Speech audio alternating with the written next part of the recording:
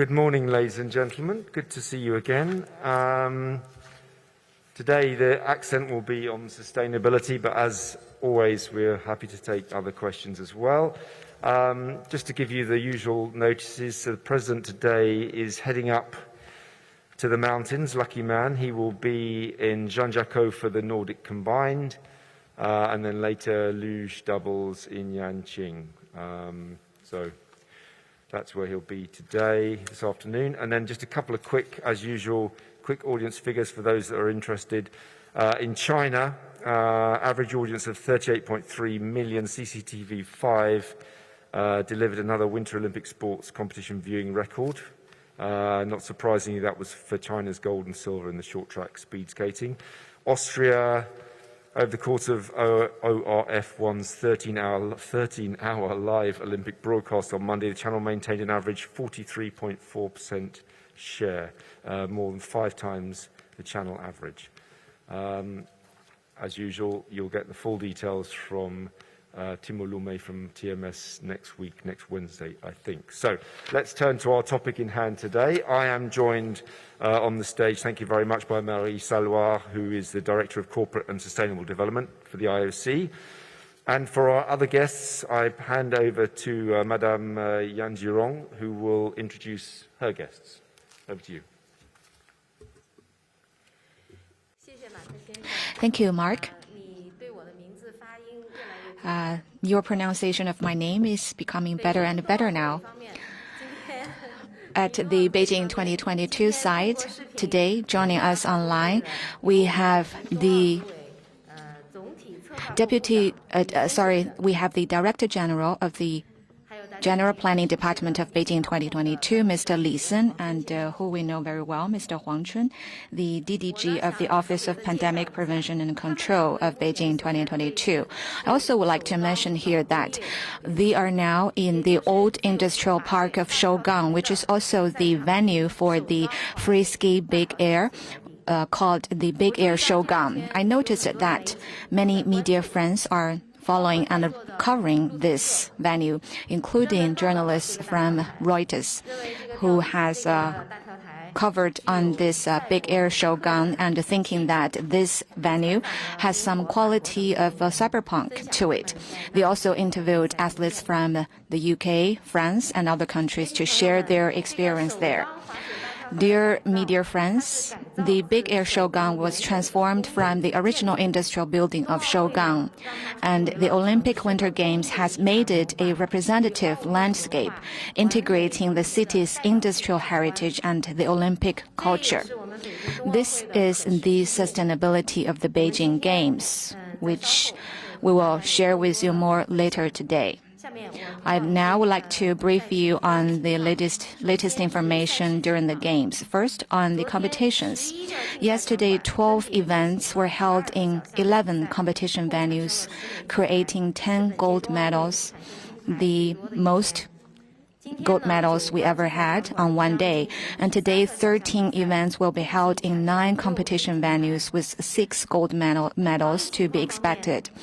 In terms of the countermeasures, during midnight to 23:59 on February the 8th, the total number of inbound participants at the airport was 205, including 128 athletes and team officials and 77 other stakeholders. 3 were found positive after confirmatory tests at the customs, including 1 athlete or team officials and 2 other stakeholders. During the same period, the total number of PCR tests inside the closed loop was 70,707, including 6,639 for athletes and team officials and 64,068 for other stakeholders. 64,068 for other stakeholders. 2 were found positive after confirmatory tests. Both of them are athletes or team officials.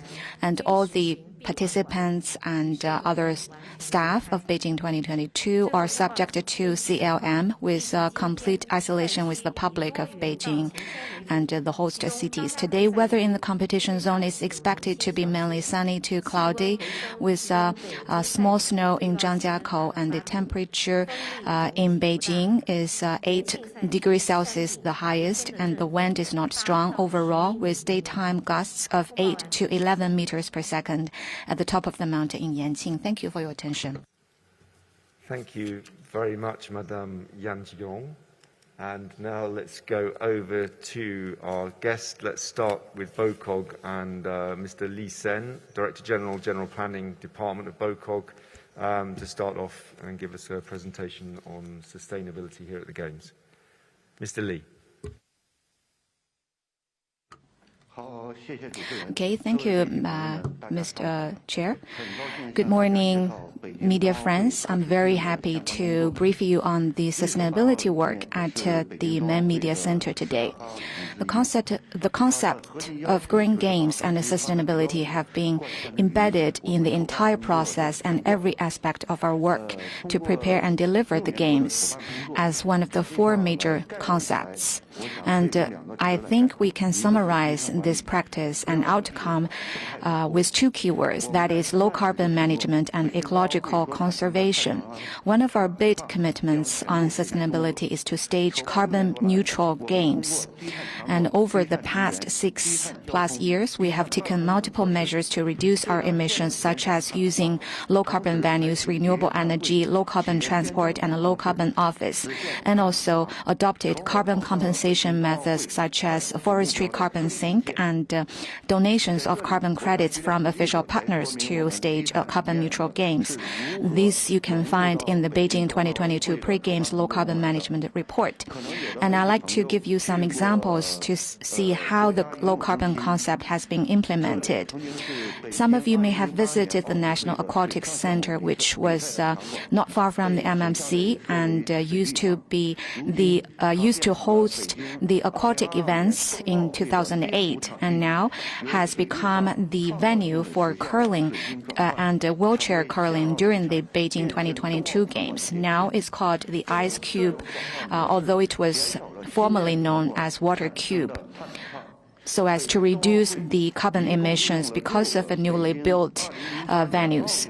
And a total of 6 Beijing 2008 Games competition and non-competition venues are now serving the Beijing 2022 Games, setting up an example for low-carbon venues. And the MMC we are in is also a low-carbon facility, like all other Beijing 2022 venues.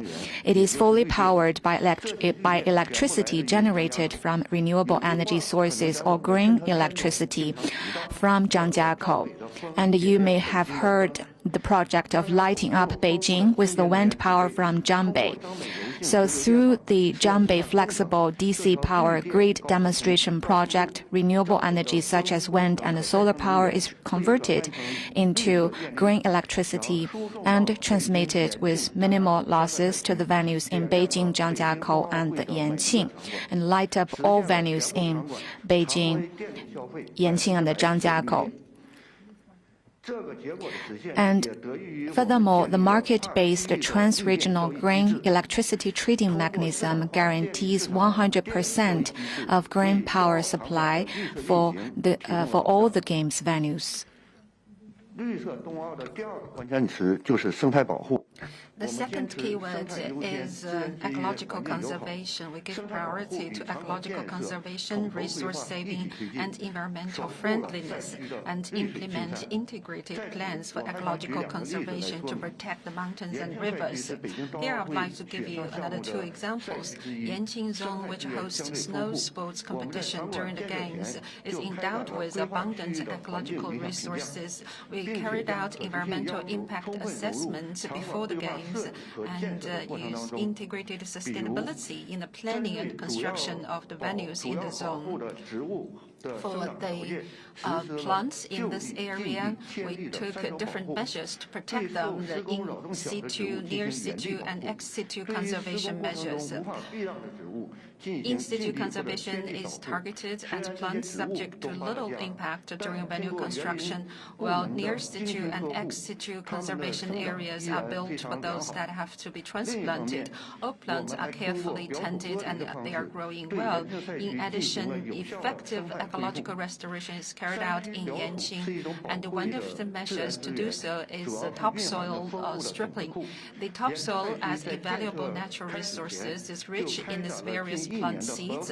Before venue construction, we spent 1 year collecting and protecting the topsoil, and the work was done manually to avoid any disruption. The stripped topsoil in Yanqing zone totaled about 81,000 cubic meters, all of which was used for ecological restoration and landscape reconstruction. Due to time constraints, I'll conclude my presentation here. If you would like to know more about the sustainability work of Beijing 2022, you can download the Beijing 2022 pre-Games Sustainability Report and low carbon management of the Beijing 2022 Games pre-Games report. We have also produced some short video clips for green games. You can download them from Beijing 2022 official websites. Now I'd like to give the floor to Maria Celios, Director of IOC Corporate and Sustainability Development, to address the floor. Thank you. Thank you, Mr. Li. Good morning, everyone. Ni hao. It's a pleasure to be here today with Mr. Li to discuss on sustainability. I had the pleasure to be here in 2008, and it's really good to be back in 2022. What I can tell is in this time, sustainability, the concern on sustainability and the commitment to sustainability has evolved tremendously, both in sport and in China and in Beijing in particular. And as the world is racing to avoid the dramatic effect of climate change, we have put sustainability and climate action at the very center of the strategy for the future of the Olympic movement. What does it mean? It means that on one hand, we would like the Games to be at the forefront of sustainability, and on the other hand, we would like the Games to act as a catalyst for sustainable development in the host territory. Which means that the approach has evolved and the Games have to adapt to the local context and adapt to the needs of the host, and not the other way around. It means also that we aim at leveraging the Games and their visibility and their reach to promote new solutions, innovative solutions, and to showcase these solutions both in the host territory, but possibly also to outside. We know it's a balancing act, sustainability. You have to maximize all the positive impacts and minimize the negative impacts on the social, economic, and environmental spheres. And while climate action is a race, sustainability is a journey. And this is a collective journey that we can only take together. So while we have obviously a responsibility, because we have a large carbon footprint, we also see the Games as a unique opportunity to feature sustainability solutions. So where are we on the journey, now in 2022 in Beijing? As you heard from Mr. Li, Beijing 2022 has committed to embed sustainability in the preparation and operation of the Games, and has committed to be carbon neutral. And they are doing that by leveraging to the maximum the legacy of the Games of Beijing 2028, reusing and repurposing existing venues, and delivering low-carbon new venues up to the highest standards here in China, but also low-carbon transportation and low-carbon energy, as well as low-carbon solutions. And obviously, Beijing is one of the milestones on our journey moving forward, as our ultimate goal is for the Games to be climate positive from 2030 onwards. Which means what? It means that we will need to reduce even more our footprint, avoiding carbon emissions and reducing all the indirect and direct emissions, and more than compensating the remaining emissions, as well as introducing zero carbon solutions, for the Games and beyond. So what are the next milestones moving forward, in this journey? Paris 2024 is coming next as the first edition to fully benefit from a new strategic roadmap.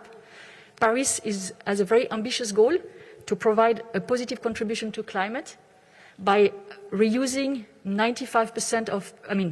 having 95% existing or temporary venues, so reducing as much as possible the footprint, actually by half, and more than compensating the residual emissions. And then we will have Milano Cortina with 93% of existing and temporary venues, and we'll go to LA 28 with a radical reuse approach where no permanent new venues will be built. So as you see, sustainability is a journey, and it's a collective one, and we can only, go faster, aim higher, and become stronger if we work with all the stakeholders together. Thank you very much. It concludes my preliminary remarks, and with Mr. Lee, we will be happy to answer your questions. Thank you very much, Marie. Let's go to some questions now. So, inside the games just there, and then a lady just here. So, then we'll move over here.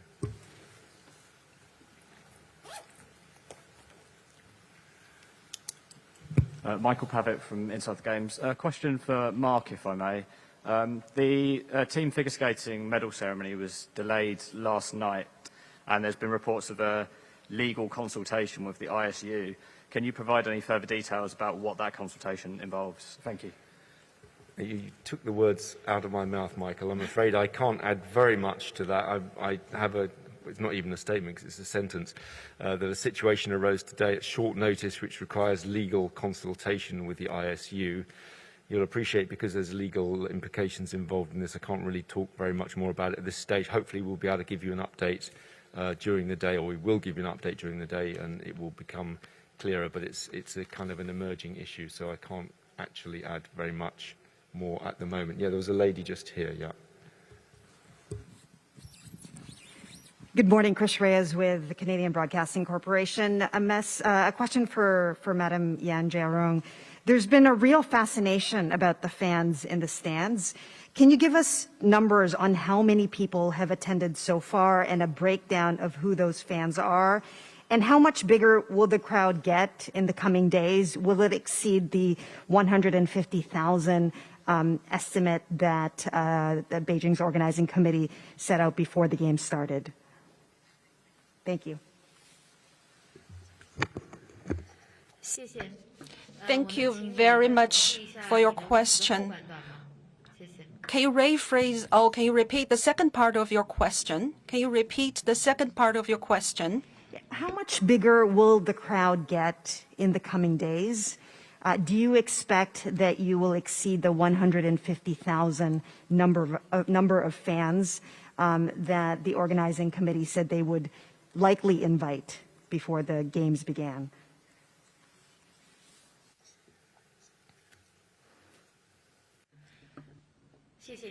Thank you very much. I already touched upon this question yesterday. I can add something.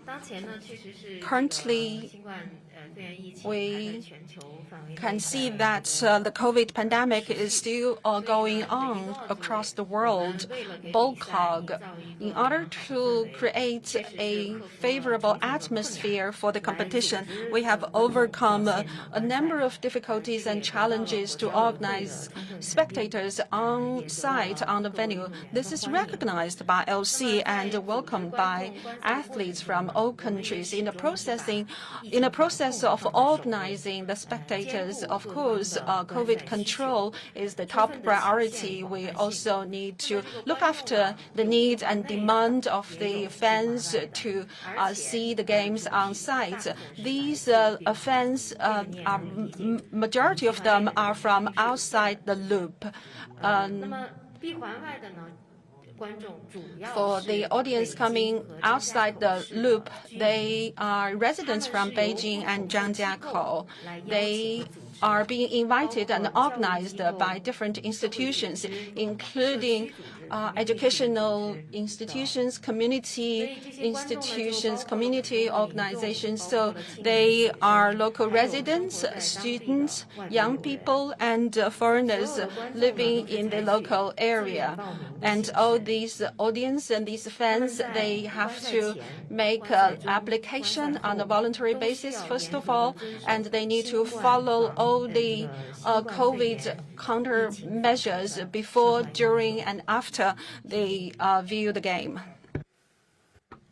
Yes, thank you very much. Gentleman at the back there, I think from Kyoto, I think. Yes, and then you, sir. I'm from Kyoto News Japan, and my question goes to Ms. Sarowa, and I ask in Japanese. So I have a question related to sustainability from IOC's perspective.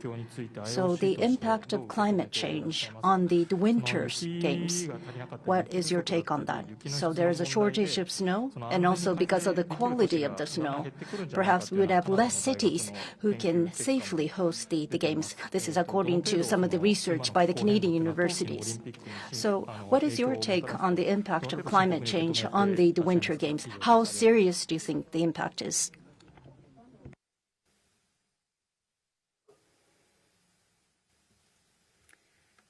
Thank you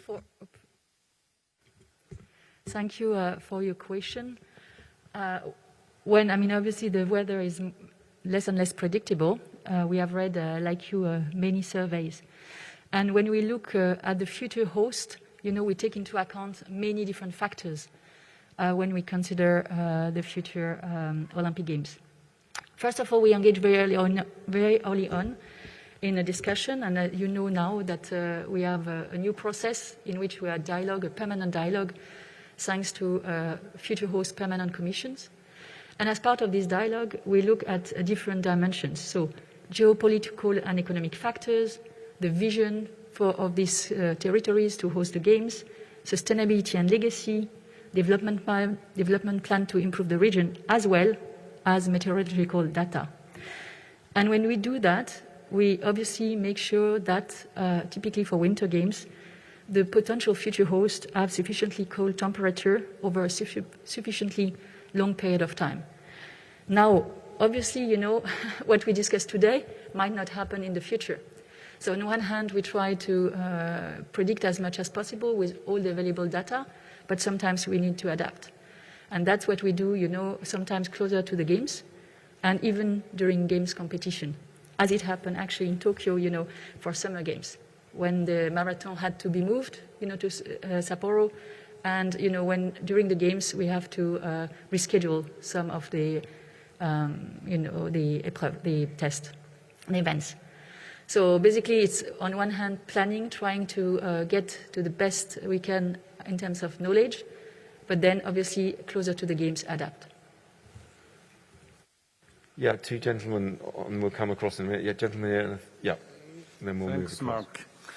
My first question goes to Maria. As Beijing became the first dual Olympic city, the city repurposed the summer venues to winter venues. So does it set an example for the future host? My second question is to Mr. Li Sen. So the utilization of the venues has sometimes been a difficulty. How did you address that? And in the future, the Winter Games venues, what are the roles that they will play in the future of Beijing? The Bingdundun is very popular inside and outside the loop. I'm wondering whether you and President Bach get one already. And how do you comment on the mascots and other merchandise products of Beijing 2022? Thank you. Marie first. Yeah. Thank you very much for your question on the repurposing on the venue from Beijing 2008 and to what extent Beijing 2022 is proposing a model for the future. I strongly believe that what we see here is a very interesting model for venue use and a very interesting model for the future on how we can reuse in the long term the venues that are used for the Games. Why? Because all the venues you see here are hosting multi-sport events, and in the case of those that have been repurposed, summer and winter sport, they are built in order to not only host sport events, but also to host other type of events, entertainment, cultural events. And also, when they are looking at how they are used in sport, they always have three features. They can host competitive sport, they are training facilities, and they also are planning to open to the general public. And beyond the field of play, they also offer different services. So because they build in flexibility, because they build in multi-purpose, because they are targeting multi-audiences, I believe they have obviously a much better chance to have the highest longevity as possible. So it's a very interesting model that builds actually on best practices that we have seen on other editions of the Games for decades, but they are all combined here in the venues. And this is something that is consistent that you will see everywhere here in Beijing 2022. Thanks, Marie. I'll be very brief on your third question. The President and I haven't as yet discussed Bing Duen Duen. That is scheduled for sometime later in the week. But I haven't got one yet, and I'd quite like one. So let's go over here now back to the press conference, and let's have Carlos Groman, and then we'll come to you, sir, from Reuters. Carlos Groman from Reuters. A question for BOCOG. Can you tell us, obviously without naming the athletes, can you tell us how many Russian women ice hockey skaters have tested positive? Because there seems to be some confusion about the specifics and the delay and the mask wearing. Thank you.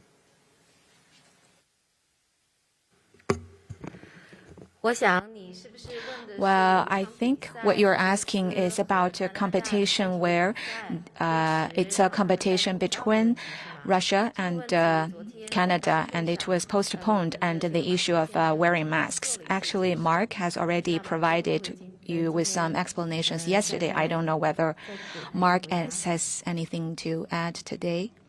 No, I guess it was a question for Mr. Hung. Specific question, how many Russian members of the ice hockey team have tested positive for COVID? I'm not sure whether medically personally we're allowed to tell you on individual. I actually don't know that. I'm just saying, yeah, I don't know whether whether we're allowed to say. If we can give that figure, I will give it to you after this meeting, but obviously I don't have it to hand. If we're not allowed to, then I'll explain why. But we will definitely give you a figure on that if we can. Gentleman here, yeah. Thank you very much. Ryota Hasebe from GG Press. My question goes to Mark. It's about the disqualification of a few female athletes in the ski jumping event.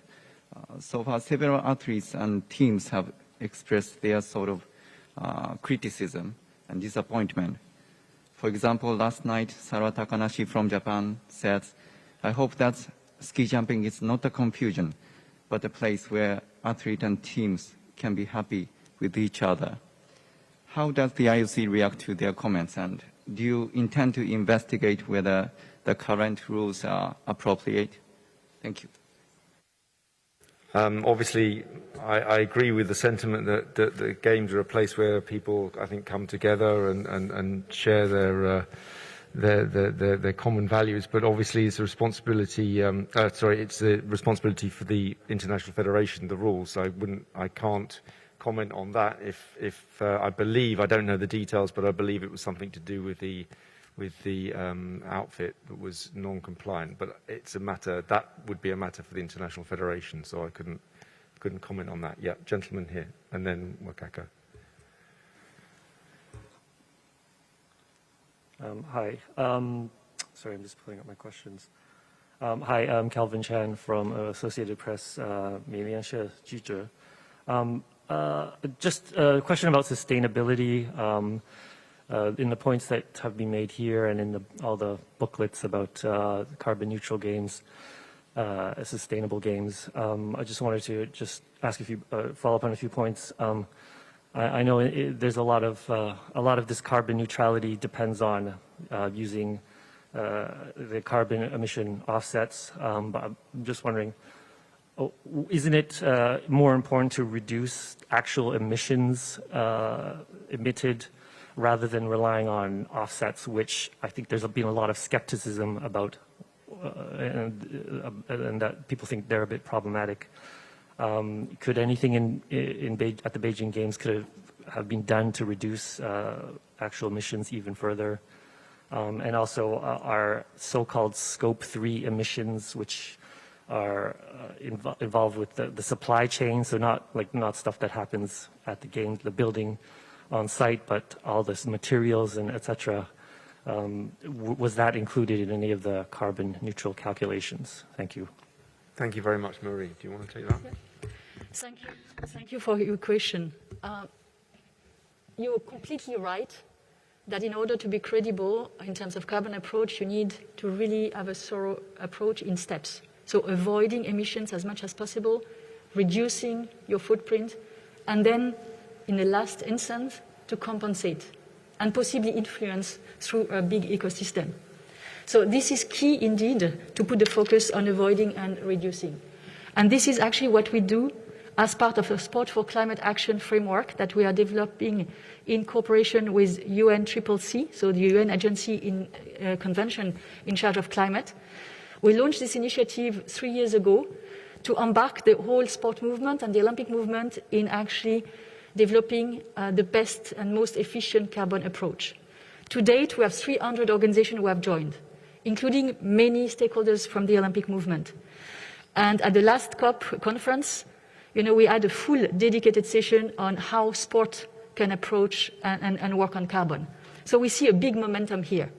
And I believe here also in Beijing, as Mr. Lee explained, we have looked at these various dimensions, avoiding by reusing as much as possible the permanent existing venues, reducing by building with the highest building standards that there are in China, new venues, but also looking at the operations on how we can, reduce waste in material, reduce waste in water, reduce waste in energy.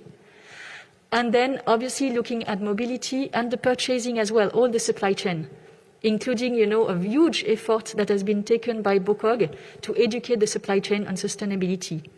So I believe, it's important to note that Beijing 2022 has measured its emission, avoid some emissions, reduce its emission, and obviously plan to compensate for what is remaining.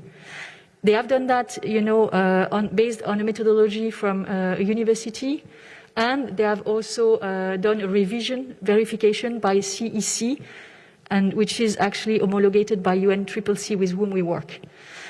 Whether we can do better in the future, we hope so. This is why I told you that we want to go further in the future, because obviously it's everyone's responsibility, including sport, to go further in terms of what we can do in climate action.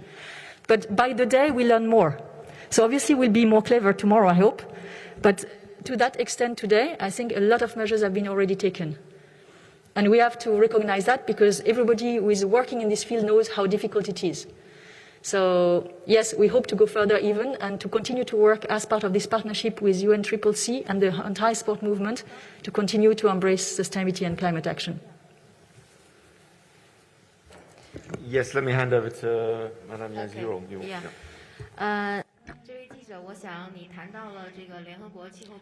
So we are talking about UNFCCC, about the carbon offsetting, carbon reduction, carbon compensation. For Beijing 2022, we are on the one hand making efforts to reduce our carbon emission. I probably at this point would like to invite Mr. Li Sen to give you further information on that. Thank you, Chair. Thank you, the journalist, for your question. Beijing 2022 will reach carbon neutrality. As we just now heard, Beijing 2022 joined the sports program under UNFCCC to achieve carbon reduction. That's one thing. Just now you talked about the supply chain. We also have the methodology to calculate our carbon footprint for Beijing 2022, and this methodology is recognized by IOC. We also covered the supply chain, so we are talking about all process carbon calculation for Beijing 2022. Thirdly, we made a lot of efforts, as just now being mentioned by Ms. Salos. We reuse a lot of the venues, and the green standards are being introduced in the construction of the buildings, and we have been using green power, green transport. A lot of the transport is being powered powered by green energy. All these are important efforts to reduce our carbon emission. But at such a large-scale game, there will still be some extra emission, and so we introduced carbon sink, forestry-based carbon sink, and the donation of carbon credits from partners. So putting all these measures together, we are confident that Beijing 2022 can achieve carbon neutrality. For such a large-scale game, we have multiple ways to achieve carbon neutrality, but the carbon neutrality is absolutely a goal for us. Thank you.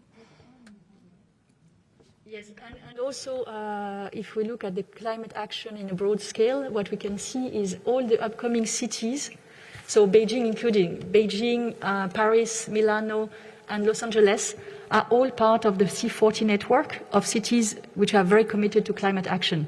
So there is a momentum as well, with the host to partner for climate action in the future. Okay, let's go to Yumuri Wakako. Thank you. Wakako Yuki from Yomiuri Shimbun.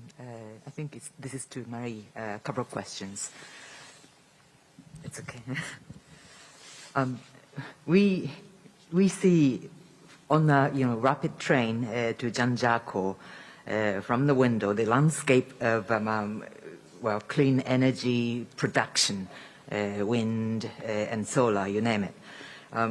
Would you say the IOC report has it that this project was accelerated by the Beijing 2022.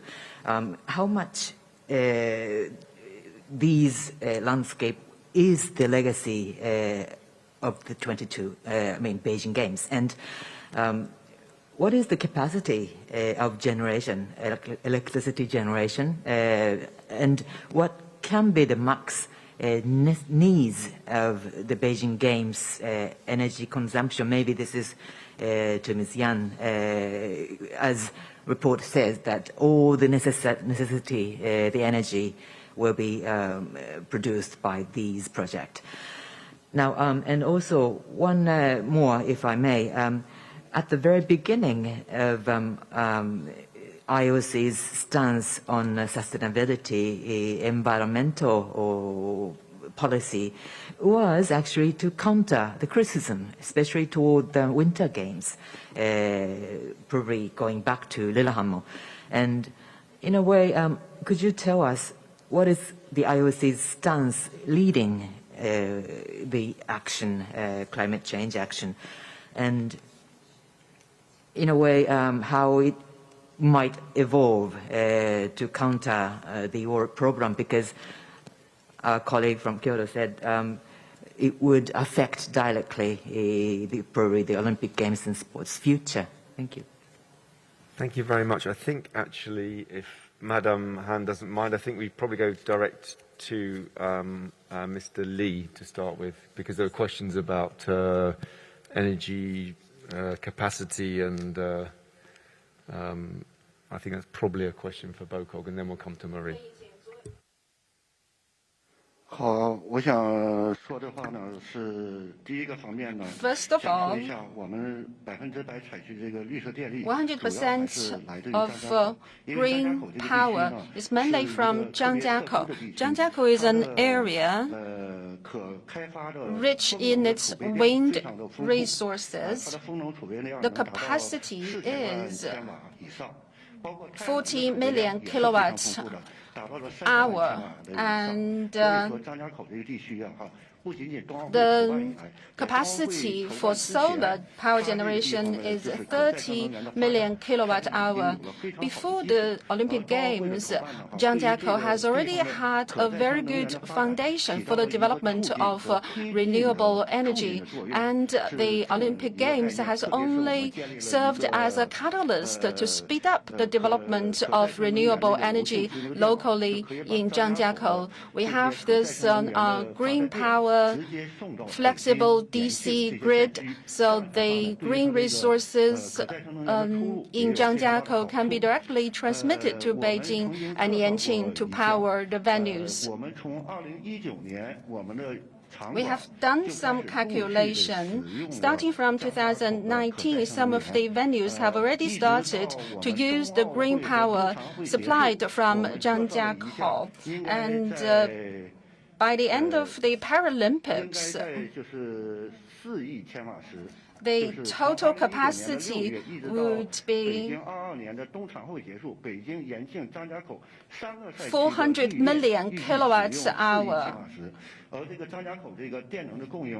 So the power supply is from Zhangjiakou is fully abundant and absolutely enough to power the games. Thank you very much. I hope those figures help you there, Makako. Mary, did you want to add something about our stance on climate change and where it comes from? So maybe just to add that obviously climate action is someone that is important for everyone. I mean, we are all affected by climate change. Sport is not immune, but it's not specific to sport. So obviously, you know, as I said earlier, the objective in a sustainability approach is always to maximize the social and economic benefits, which we see here at hand even before the game started. You know, the region of Yongqing and Zhangjiakou have tremendously already benefited from the development of the region, integrated development, both in terms of tourism, of employment opportunities. And this is about maximizing the positive impact. But at the same time, obviously, as I said earlier, we have to minimize, a footprint, and we continue to work on it. But again, this is not specific to sport. Thank you very much. Okay, is that Alex, I think, from the BBC, I can see. No? Yes. Difficult with the masks on. Sorry. Please. Yeah, thank you, Alex, BBC. Just a quick question for Mr. Huang Chun on COVID.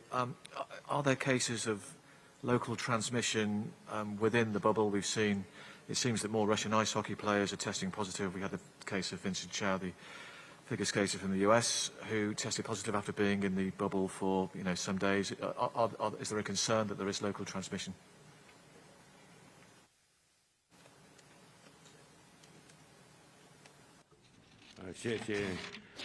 Thank you for following the progress of COVID-19 and the countermeasures within the bubble. According to the information I have now, I can tell you truthfully that there is no local transmission inside the loop or intergenerational transmission inside the loop, because we have a safe environment here. And as what you mentioned with the athletes of the U.S., I think it's not because of the local transmission inside the loop. Instead, it's transmission before their entry into China. And today our topic is sustainability. I also want to add here that the close contact and the positive cases cannot be sustainable. And we have to try to get them outside the isolation as soon as possible and go back to the FOP so that they can have the access to a fair competition. Thank you. Okay, let's move over here. Yeah, lady here. Yeah. Thanks for taking my question. I'm with Reuters as well. I got a follow-up questions on the spectators for Madame Yan. Madam Yan, you mentioned just now that spectators are invited by organizations. So how many have been invited and how many have been accepted with their application in the end? Yesterday you said that in the future you may increase the number of spectators inside the venue. So do you have any goals of such increase? And the new spectators, the newly increased spectators, were they also invited through invitation and voluntary application? And also, do you have plans to increase the number of spectators for the closing ceremony? And what is the number that you plan to increase? Thank you. Thank you for your question. About the number of the spectators, I don't have the figures right now on hand. And personally, I think it would be hard for us to come up with a specific number because it's like inside the loop, the athletes, the team officials, and the journalists, they all may go to the competition, all the ceremonies, and it's hard for us to have the statistics. As for the number of spectators for the closed ceremony and the other competitions, it's only our temporary plan or assumptions, and we have to look at the progress of the situation. Thank you. I'll take an AP question, but I don't know which one who would first. Steve? Yeah.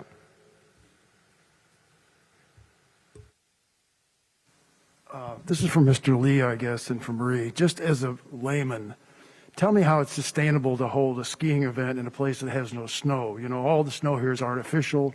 It has to be produced in some way. If you're a layman like me, it looks ridiculous to have a skiing event in a place that doesn't have snow. What's the cost and what's the environmental impact of producing all this snow artificially? Thank you. Should we go to Beijing first and then Mary? Is that? Well, I can answer that question first, and then Mr. Lee can provide you with more details. You said that there is no snow in Beijing or Zhangjiakou. What I want to say first is that the snow events for the Olympic Winter Games are mainly in Zhangjiakou, but we do have snow in Zhangjiakou. And also the artificial snowmaking. You said that you are a layman and I am a layman too. After I started to work with the Beijing 2022 Organization Committee, I started to learn more about snowmaking. And one of my colleagues held a briefing on snowmaking not long ago and invited international experts to introduce snowmaking, and I'm sure you can find more information from that. As far as we know, large-scale international winter sports events mostly use artificial snow. Since the Placid Lake Olympic Winter Games in the U.S., when artificial snowmaking was first adopted, ever since then, large-scale sports events, including the recent editions of Winter Olympic Games, have all used artificial snow. The reason is because the quality of artificial snow is more stable, and therefore can better meet the need of different competition, different events on different competition course or course. And we have different numbers to the different quality of snow, like number 3, number 5, to meet the different requirement for events. And also in terms of safety, the snow, artificial snow, is not regarded as being less safe than natural snow. Mr. Lee can add more information. Yes, thank you. The Beijing Games, like Madam Yan said, it has a special feature. In Zhangjiakou competition zone, it has its own local weather because it's a region with quite a lot of snowfall every year. And most of the large-scale sports events have been using artificial snow to meet the requirement of the events and the athletes. In terms of the artificial snowmaking, first of all, the water we use are surface water.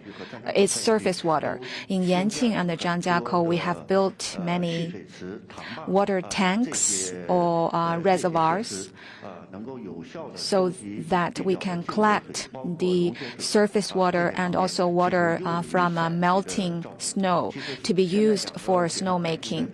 And the two snow competition zone have been making snow mainly from surface water, and also the electricity we use for snowmaking is also 100% green electricity. In the process of snowmaking, we didn't add any additives.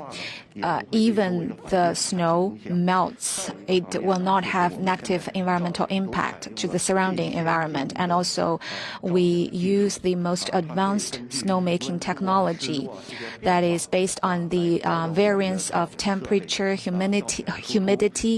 The snowmaking equipments can be adjusted so as to save water and save other energies.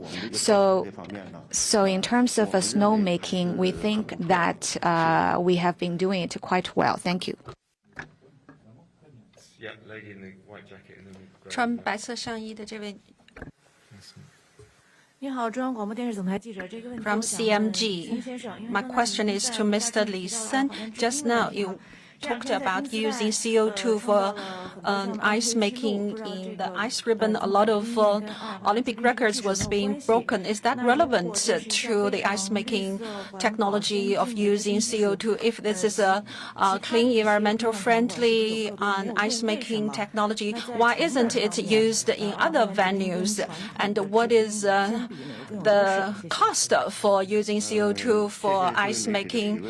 Is it cost effective? Thank you very much for your question. For our speed skating venue, we used CO2 carbon making. It is regarded as the fastest ice. Whether it is relevant to the technology, I personally believe probably yes.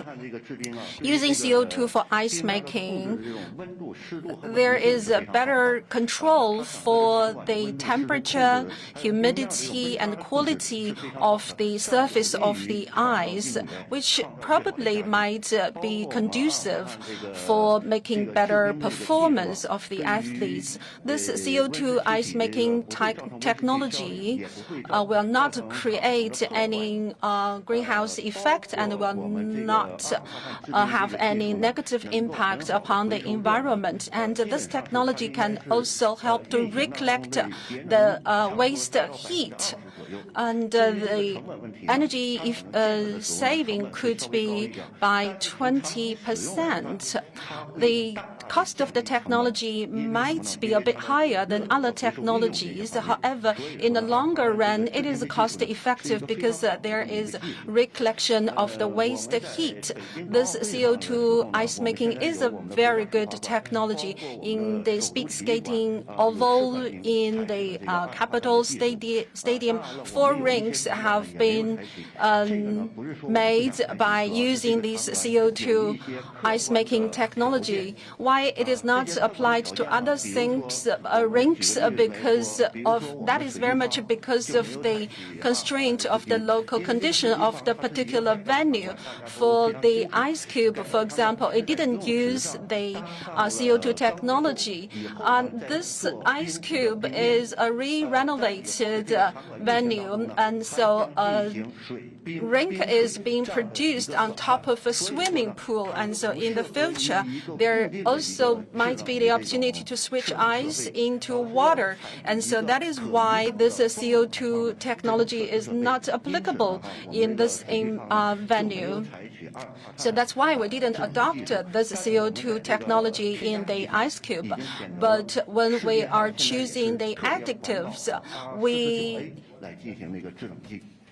have adopted the most environmental friendly additive R49A at Wukesong, that is the ice hockey venue. We didn't use the CO2 technology. That is mainly because the ice rink in Wukesong was made ready long time ago. All the refrigerating facilities were there a long time ago.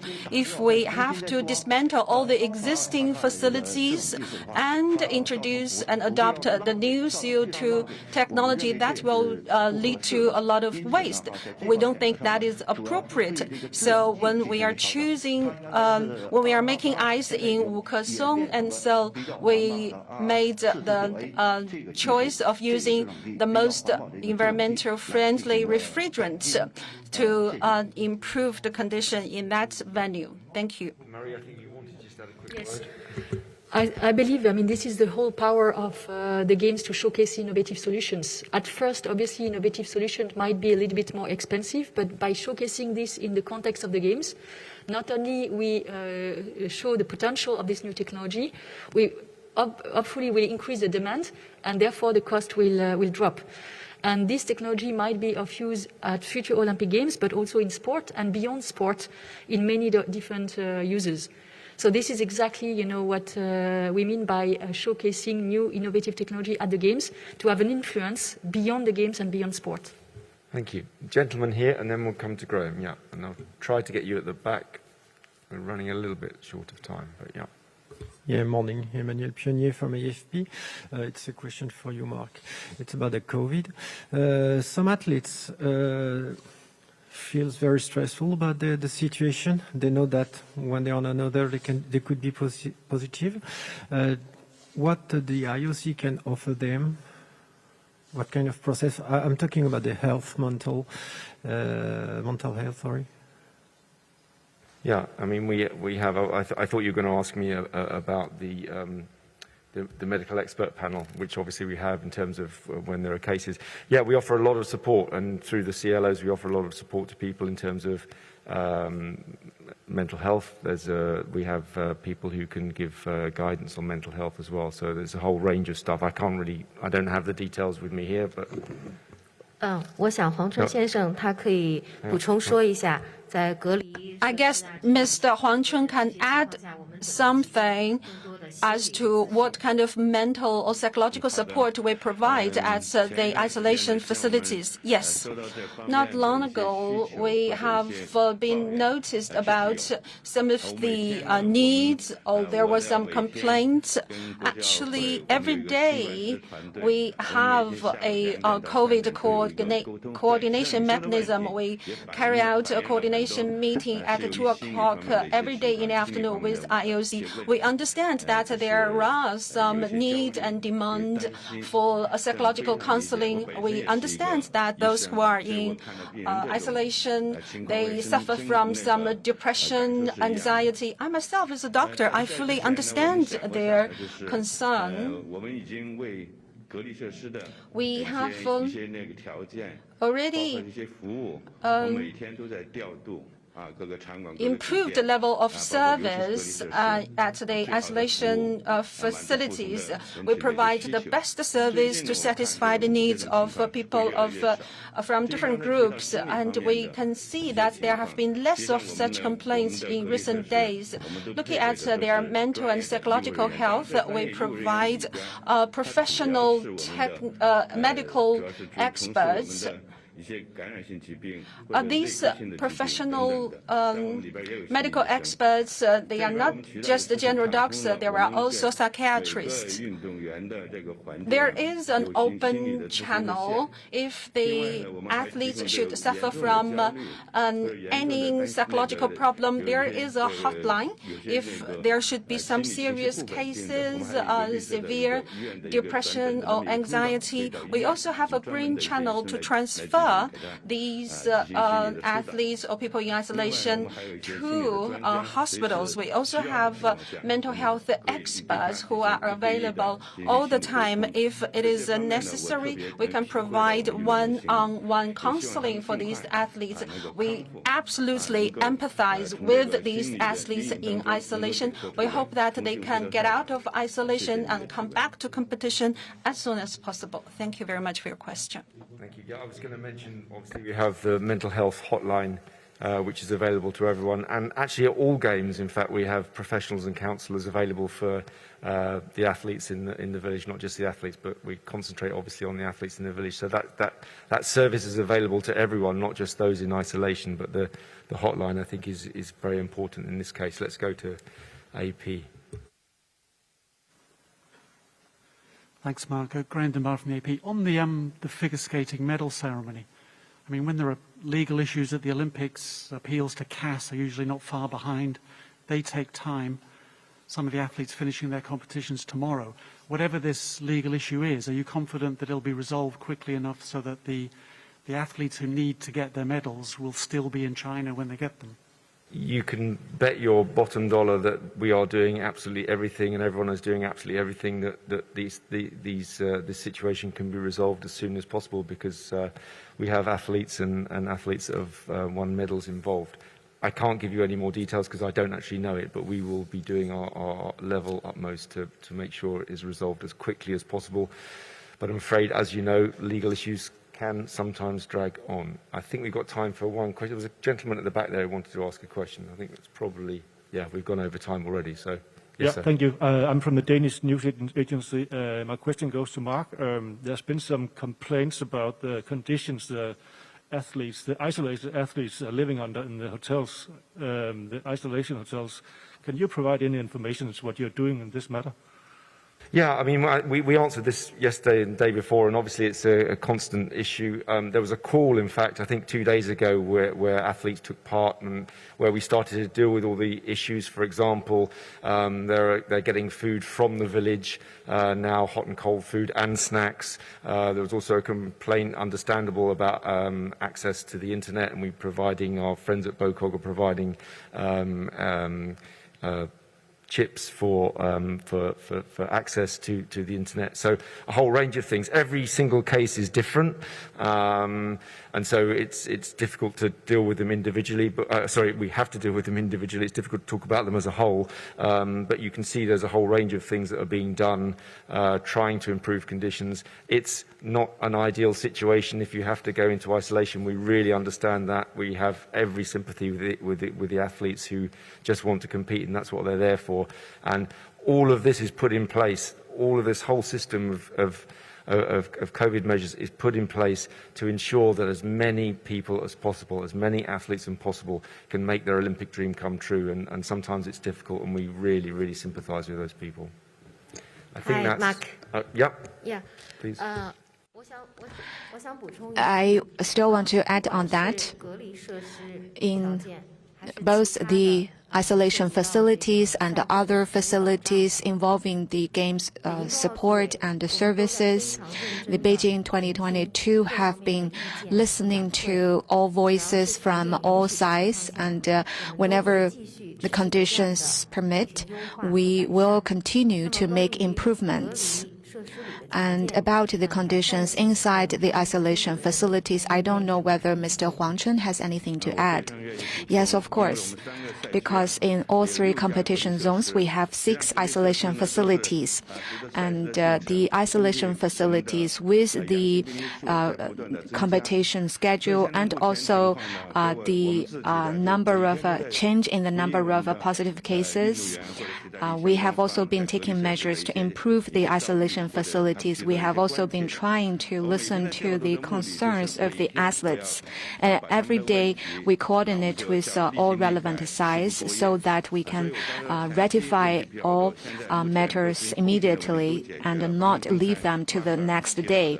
And just now, Mark has already said we have addressed the issue of internet, food, including training, and also mental health support. And in recent days, we focused mainly on addressing some individualized need of the athletes, as long as such requirements do not interfere or impact with the countermeasures, because we do emphasize with their feelings staying inside the isolation facility, and will take all measures possible to make improvements. Thank you. Yeah, this is an ongoing process, and it's very important for us that we deal with it properly. Thank you very much indeed, everybody. Back tomorrow, same time. I think I'm joined by Yanis Exarchos from OBS, and he will be talking at the beginning about broadcast technology and the kind of amazing stuff that they're doing here for the first time. And obviously, as usual, all your other questions will be addressed. Thank you very much indeed.